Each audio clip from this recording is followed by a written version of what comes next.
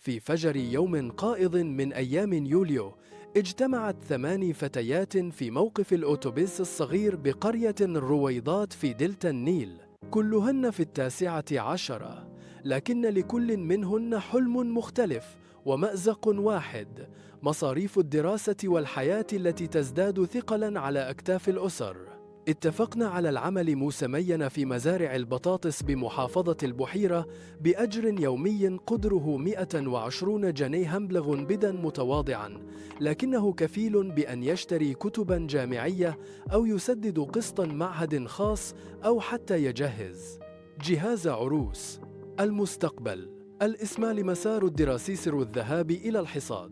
سلمى طب بشري، سنة أولى مصاريف السكن الجامعي في طنطا. آية هندسة اتصالات، معهد عالي شراء لبتوب مستعمل للمشاريع. رحمة ثانوية عام دروس خصوصية قبل امتحان الدور الثاني. شيرين تربية رياضية تجهيز الشبكة قبل كتب كتابها بعد العيد.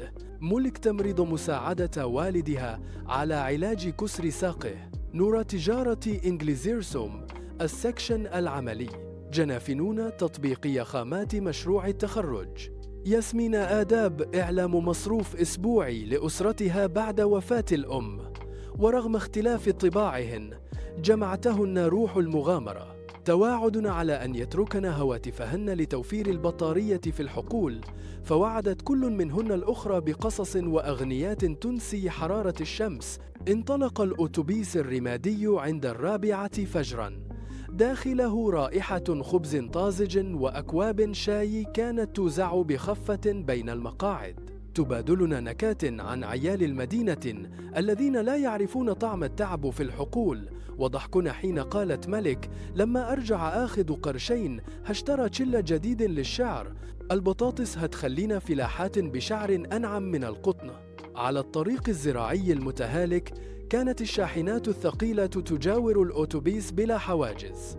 أومأ السائق العجوز عم جابر إلى المرآة الجانبية في كل مرة يتجاوز مركبة، فيما كانت الشمس تبدأ شروقها بلون ذهبي ينساب على ظهر الترعة، لكن إحدى الشاحنات محملة بأجولة سكر انحرفت فجأة وهي تحاول تفادي حفرة عميقة. لم يمهل ذلك الانحراف الأوتوبيس ثانية واحدة، ارتطمت المقدمة بالجانب الأيسر فتوت العجلات، وانقلب الأوتوبيس مرتين قبل أن يستقر على جانبه في حقل ذرة لم يكتمل طوله بعداه. توقفت أصوات الضحك دفعة واحدة.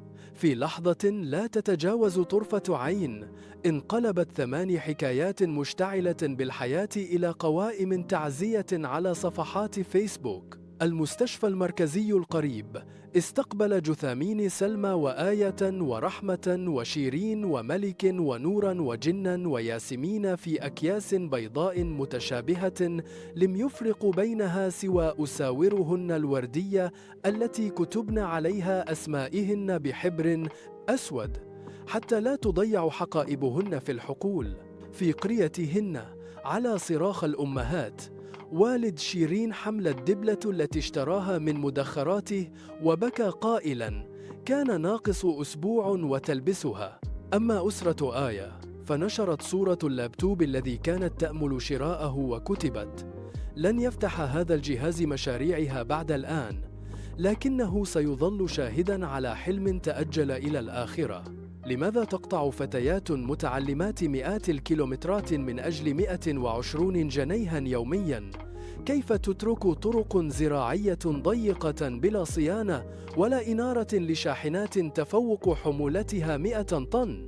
من يحاسب حين يتحول طموح التعليم إلى مأتم جماعي؟ الأهالي خرجوا في مسيرة صامتة تطالب بوضع مطبات تخفيف سرعة وإضاءة الطريق. أحد النواب وعد بلجنة تقصي، لكن الملف أغلق بعد أسابيع. رسم طلاب كلية الهندسة لوحة جدارية لوجوه البنات على سور الجامعة، كتبوا تحتها: الحقل الذي لم نصل إليه سيكون شرطاً لسلامة الطريق. ورغم الصمت الرسمي بقيت الحكاية حية في ذا.